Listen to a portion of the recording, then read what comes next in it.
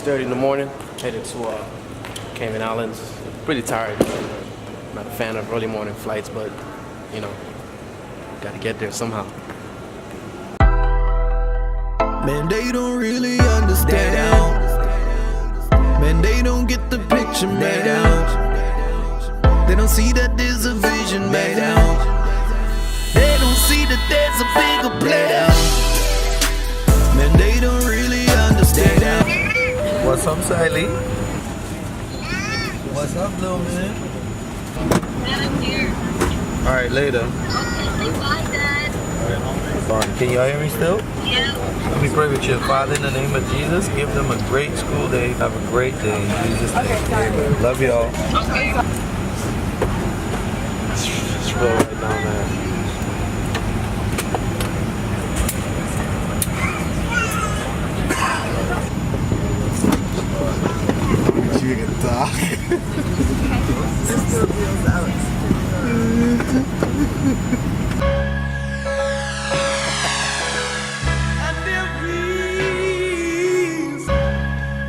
Tell them what I feel, dog.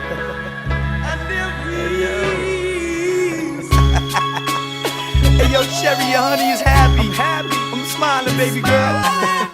Hey, yo, Sevy, your daddy's happy, son. I got a big Kool-Aid smile. See me now, man.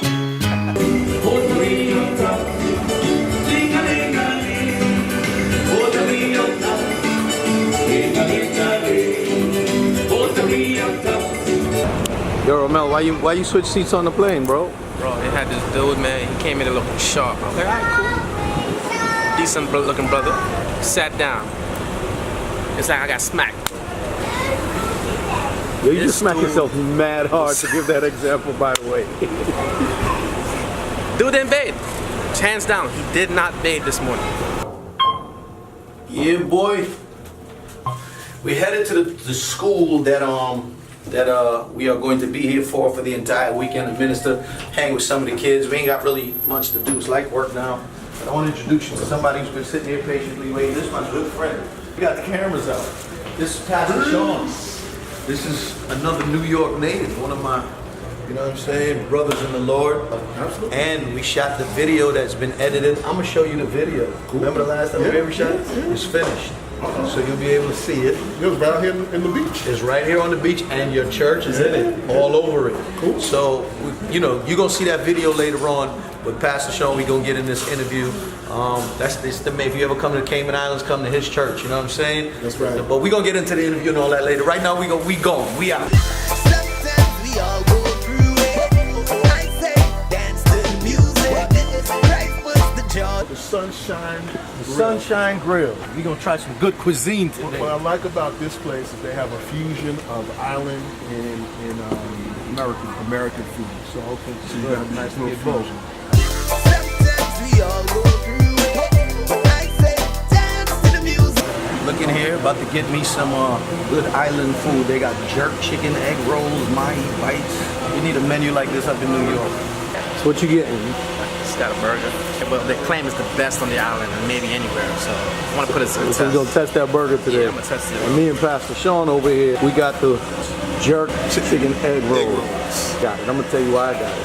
Because Pastor Shawn told me that my good friend Pastor Dean says these are the best anywhere. Striking, I dance through the fire, I dance through the flood. I thank him for the cross, yes, I thank him for the blood. I thank him for the joy that he gives me so much. See, those are the things the enemy can't touch. So many different flavors, you know. This is real good. Pastor Dean, you're a man of God. You're a man of God. This is good. You see this? After you eat, you get a nice little pink ice cream cone. You know what I mean?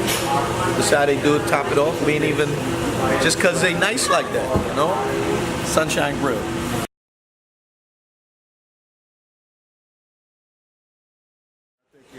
It's about having a vision. You know, it's about having a clear vision. And this is where I think most churches we don't do a good job of that. You were talking about Apple. when we're talking about Microsoft or any business, they know exactly what they want to get across to people. Most churches don't, and if they do, it's not clear. You know what I'm saying? It's kind of discombobulated. So, like I found when I took over my church, the first thing I did is I asked all the leaders around, I asked them, I said, what's the vision of this church? Oh, we're here to save the lost, we're here to win people from the street, from the guttermost to the uttermost. I mean, I got like 20 different, Every cliche possible that you could hear. As a young pastor, when I came into, because I came from music, and music has taught me a lot. But for a young pastor, I've heard cats say, my vision is to build schools, my vision is to do this, my vision is to do, and so they kind of mistake all of the things that they would like to do and say that that's the vision. But there's a difference between having a simple vision. A simple vision is simply this. When you find out this, when things are confusing, this is what people don't understand. When things are confusing, people do nothing. Right. So when things are not simple and easy for me to understand what your vision is, it's not that I don't want to get involved. It's not that I just don't understand. I don't know where I fit. Get that 4 components to a vision. You have to have, first of all, there has to be clarity. Your vision has to be clear. You can never, ever stop going back and looking. I'm always going back to my vision and saying, is my vision clear? Is it clear what our expectation is? I had a training with my leadership 2 weeks ago. And when I said to them, I said, when a soccer team or football team scores a goal, what do they do? They celebrate, right? So what does that represent? It represents a win. It represents, in a small symbolic way, it represents the hard work, the effort. So we score a goal, we win. Okay? All right, so the goal is that we put points on the board so we can win the game. So as a church, how do we know when we score a point? And what is that for your organization? Right. Because my organization will be different for you. So you have to define that for your organization. When we score a point. When we score a point. Right. And everybody in that organization, see, everybody on the football team knows the ball goes into the goal, we got a point. Right. So all the hard work is to get the ball in the goal. Everybody on the team, from the guy who puts the water bottles out. He knows that the goal is to get the ball into the hole. Right. We score, and we do that enough time consistently enough, we win. So the water boy knows that I'm getting these guys water so that they can get the ball in the hole. The guy who wipes the floor knows I'm cleaning the floor so that these guys can have an easier time. But the goal is everybody working is for the one goal. This is the problem with most organizations and most churches. Nobody knows what that the one goal is. Because it's everybody. It's different. It's moving. It's this week is one thing. This week is another thing. Oh, I understood this. So nobody knows what that is. Right. So it's a clear vision. There's motion. So I'm moving people from one stage of commitment to the next stage of commitment, to the next stage of commitment, and the next thing is alignment. So now I'm getting people to line up all the ministry. So the children's church should have one vision. The youth should have one vision. The music department should have one vision. Everything ought to line up, and there's one vision, universal vision. So let me ask you this, because what I did with my church to make sure that every department understands that. Mm-hmm. I didn't say, hey guys, we want you to grow to this, or we want to be able to have fun for the youth. Mm-hmm. I just simply put it as this: that everything we do is to make and equip disciples for Jesus. So we will know when we score if we've made a disciple, or if a disciple is now equipped to teach and make another disciple. So you can see you're getting points. There you go.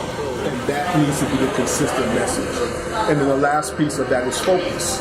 Focus is what we say no to. So when you focus, what you're basically doing is you're eliminating what does not allow you to do what you just said. So anything in our ministry, anything in our vision, anything in the scope that we're doing right now that takes away from us doing that, we eliminate. It's gotta go. Has to go. So the question how good it is. So the question is simply, we're doing this. Okay. Sounds great. Good idea. But does it make or equip disciples? If the answer is yes, we keep it. Right. The answer is no, get rid of it. Or is it something that will equip us or move us in that direction? Or in that direction. Right. But it has to be. It has to go and move us into that. Good stuff. If it doesn't, it has to go. One of the benefits for those watching, and you just kind of hearing our conversation with Pastor Shawn Knight here in Cayman Islands, one of the benefits is that as a young minister, you can get burnt out quick because you're doing too much and seeing no results.